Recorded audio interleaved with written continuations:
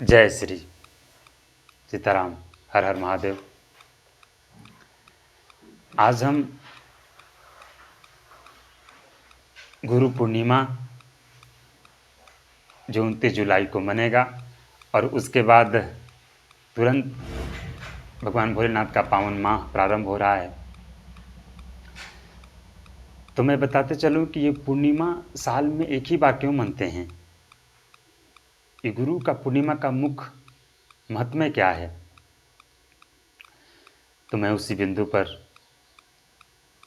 आप सबों को कुछ मंतव्य बताने का प्रयास कर रहा हूँ, जो मैं कुछ ना कुछ अच्छे मंतव्य जो मैंने सीखा है अपने गुरुगणों से, अपने संतों से, अपने माता पिता से, मैं बताने का प्रयास करता हूँ। पूर्णिमा 15 दिन कृष्ण पक्ष और 15 दिन शुक्ल पक्ष, ये दोनों मिला के माह जब पूर्ण होता है, जब 30 दिन पूरते हैं तो उसी को पूर्णिमा कहा जाता है। 15 दिन का अंधेरिया और 15 दिन का इजोरिया दोनों जो पूर्ण हो जाए तो उसी को पूर्णिमा कहते हैं। और उसी तरह हमारा जीवन में जब जन्म होता है तो जन्म के समय से कुछ उम्र तक कृष्ण पक्ष चलता है, अर्थात अंधेरिया चलता है, हम अज्ञान में रहते हैं। और जब गुरु हमारे जीवन में जब आते हैं, चाहे वो लौकिक विद्या दे रहे हों या परलौकिक विद्या दे रहे हों, जब गुरु जब जीवन में आते हैं तो वहाँ से प्रारंभ होता है शुक्ल पक्ष, अर्थात अब इजोरिया प्रकाश। और इसीलिए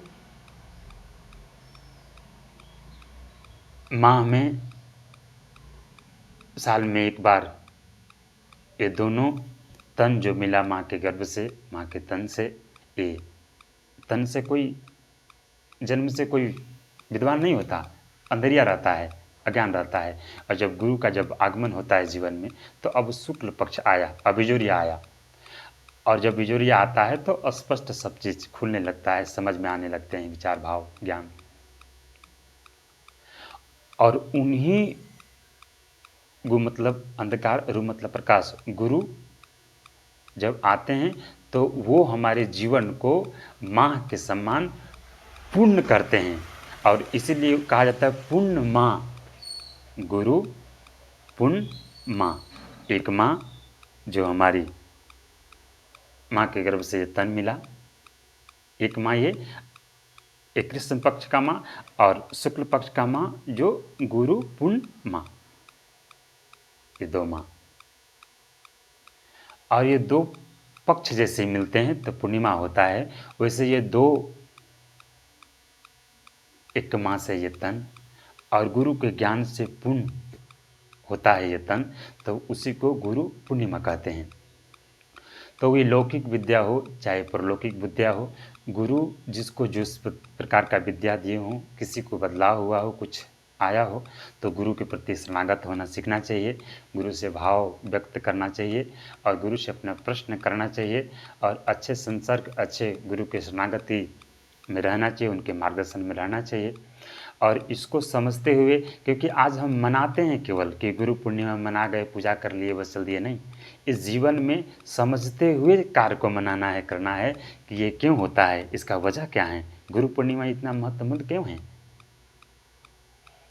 और ये सारी बातें जब समझ में आएगा तो इस बार बड़ा अच्छा मुहूर्त बन रहा है कि जैसे गुरु पूर्णिमा हो रहा है और तुरंत भगवान परम गुरु, चराचर गुरु, शिव गुरु का से जगत गुरु, ज्ञानी नाम अग्रगण्य इन्हीं को कहा जाता है, हनुमान जी के रूप में है। तो उनका माह प्रारंभ होने वाला है और मैं भगवान के दरबार में ही बैठा हूँ, मैं भगवान का गोद में ही बैठा हूँ। और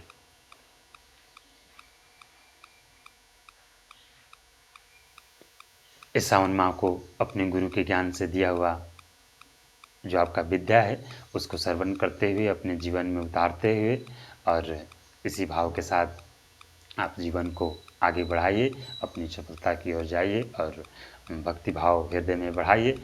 और जितना भक्ति बढ़ेगा उतना आपका शक्ति बढ़ेगा, उसी को सफलता कहते हैं। हर हर महादेव।